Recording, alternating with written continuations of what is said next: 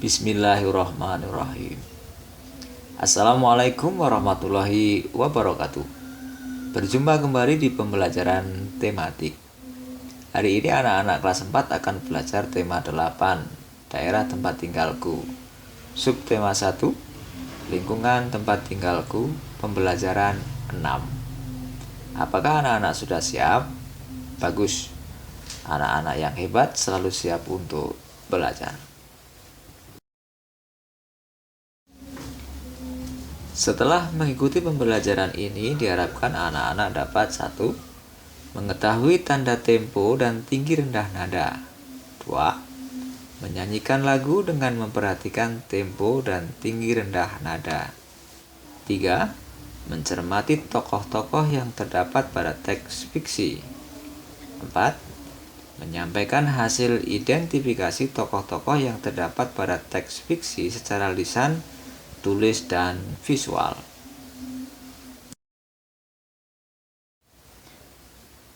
Sebelum pembelajaran dimulai, marilah kita berdoa memohon pertolongan Allah Subhanahu wa Ta'ala.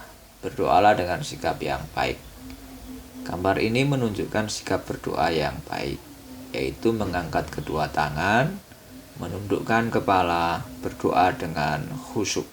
Mari kita berdoa. A'udzu billahi minasyaitonir rajim.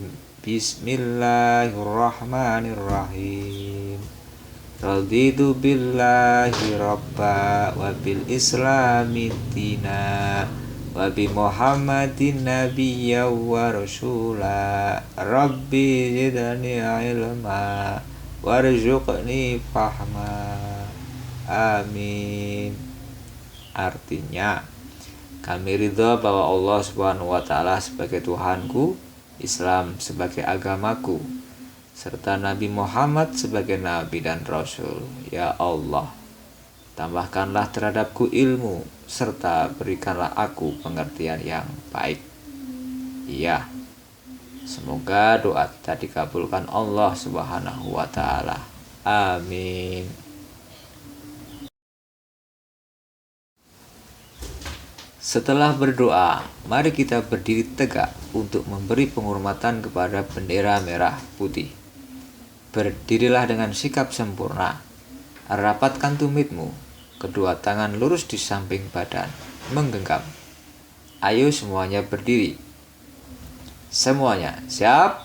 Gerak kepada bendera merah putih. Hormat, gerak. Tegak, gerak. Bagus. Silahkan boleh duduk untuk melanjutkan belajar.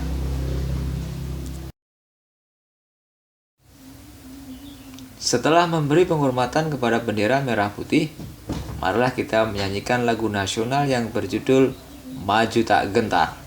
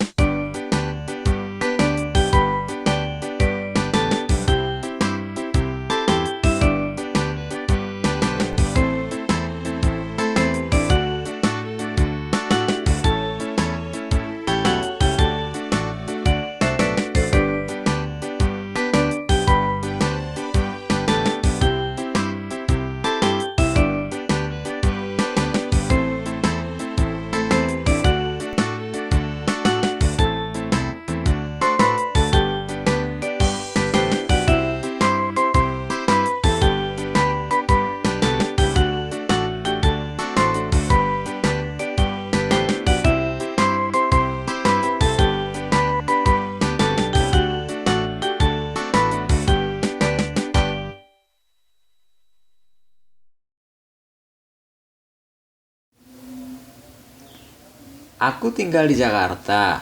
Jakarta adalah ibu kota negara Republik Indonesia.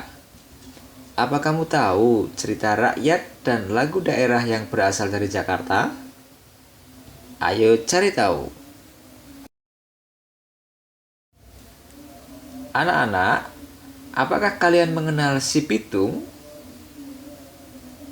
Si Pitung adalah seorang pendekar yang berasal dari Betawi. Si Pitung hidup pada masa pemerintahan Belanda. Bagaimana cerita si Pitung?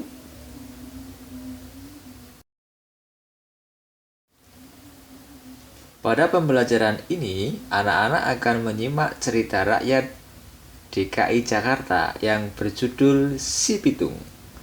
Simaklah cerita ini dengan baik ya.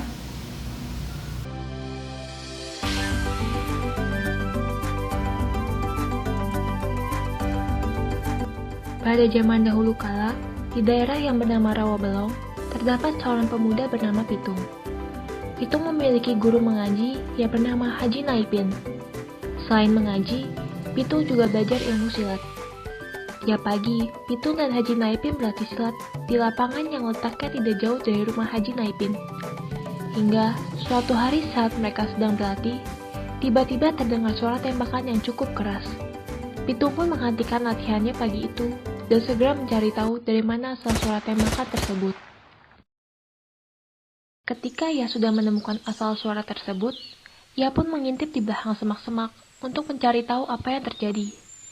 Pitung pun melihat para kompeni Belanda sedang merampas harta para rakyat, sehingga hati Pitung pun terketuk untuk membela para rakyatnya yang telah diperlakukan tidak baik oleh kompeni Belanda. Karena Pitung kesal melihat perbuatan kompeni Belanda, Pitung pun segera mencari cara agar dapat mengembalikan harta rakyat yang telah dirampas oleh kompeni Belanda. Setelah berulang kali mencari cara, akhirnya Pitung memberanikan diri untuk merampok kembali harta para rakyat yang telah diambil oleh para kompeni Belanda. Malam hari pun tiba. Pitung dengan cepat segera melakukan rencananya untuk merampok kembali harta rakyatnya yang berada di dalam rumah kompeni Belanda. Sudah berulang kali Pitung berhasil membawa kembali harta tersebut tanpa diketahui oleh para kompeni Belanda. Rakyatnya pun senang melihat Pitung dapat mengembalikan harta mereka kembali, tetapi rencana Pitung belum selesai. Pitung harus kembali lagi ke rumah kompeni Belanda karena masih banyak harta rakyat yang harus ia kembalikan. Saat Pitung sudah sampai, ternyata para kompeni Belanda sudah menunggu datangnya Pitung, sambil menyambutnya dengan pistol yang sudah siap ditembakkan ke arah Pitung. Mereka menyadari, sebagian hartanya hilang karena Pitung. Lalu, Pitung dengan cepat bergegas melarikan diri, tetapi peluru tersebut sudah terlanjur ditembakkan dan berhasil mengenai Pitung. Tetapi, dengan ilmu dan kesaktiannya, peluru itu pun tidak dapat melukai Pitung sedikit pun. Belanda pun gagal menangkap Pitung, dan Pitung berhasil melarikan diri. Kompeni Belanda geram atas perbuatan Pitung.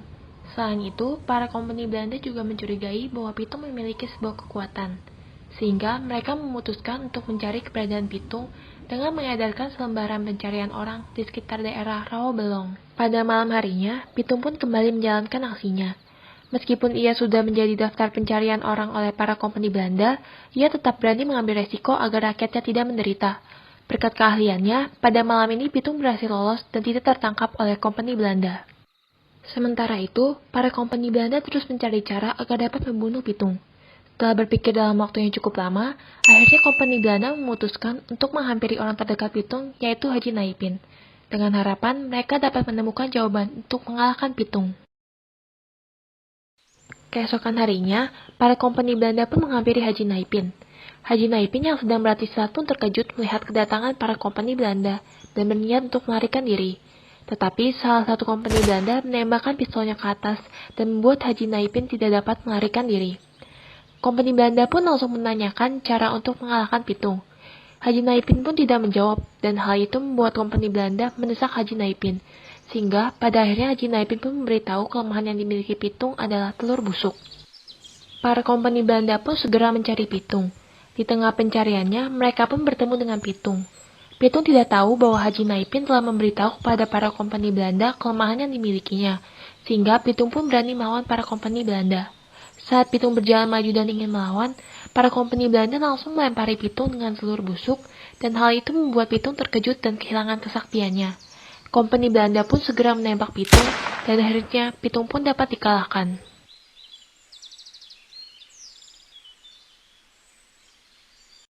Jadi, begitulah kisah cerita si pitung. Meskipun pada akhirnya dapat dikalahkan oleh Belanda, ia tetap dikenang oleh rakyatnya karena keberaniannya dalam melawan penjajah. Banyak sekali nilai yang dapat kita tiru. Salah satunya adalah kita harus berani melawan kejahatan demi membela kebenaran bagi orang banyak. Pesan baik dari cerita si pitung adalah kita harus berani melawan kejahatan demi membela kebenaran. Selanjutnya adalah tugas mandiri 1. Apa jenis cerita fiksi teks berjudul Si Pitung? Berikan alasanmu. 2. Sebutkan nama tokoh-tokoh dalam cerita tersebut.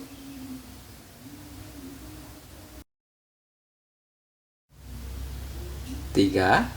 Sebutkan tokoh utama dan tokoh tambahan pada cerita tersebut. Jelaskan jawabanmu ya.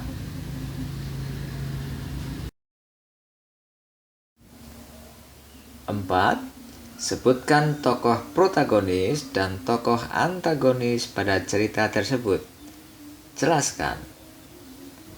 Kerjakan tugas ini di buku tulismu. Jika sudah selesai, segera kirim foto tugasmu ke WA Pak Guru. Pak Guru menunggu tugas yang sudah kalian kerjakan. Semangat ya. Bagus.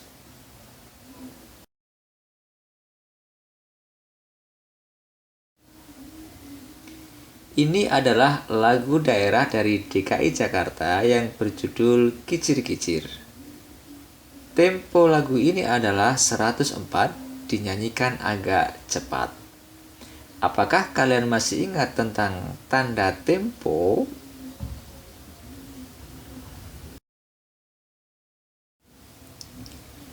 Tempo dalam sebuah lagu menunjukkan tanda cepat lambatnya lagu yang harus dinyanyikan. Sebelum kita sampai pada kesimpulan pembelajaran hari ini, ayo kita menyanyikan lagu Kicir-Kicir. Lagu ini berasal dari DKI Jakarta.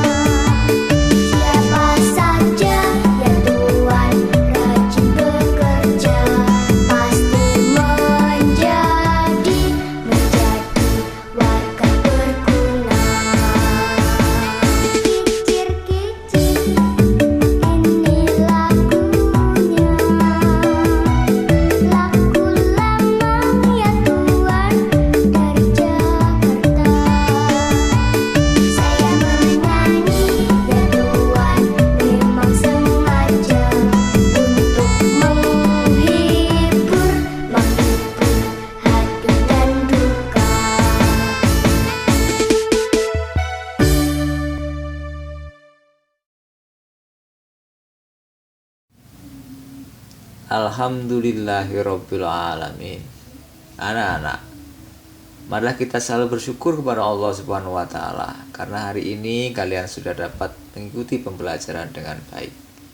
Dan kesimpulan pembelajarannya adalah tokoh adalah pelaku dalam sebuah cerita.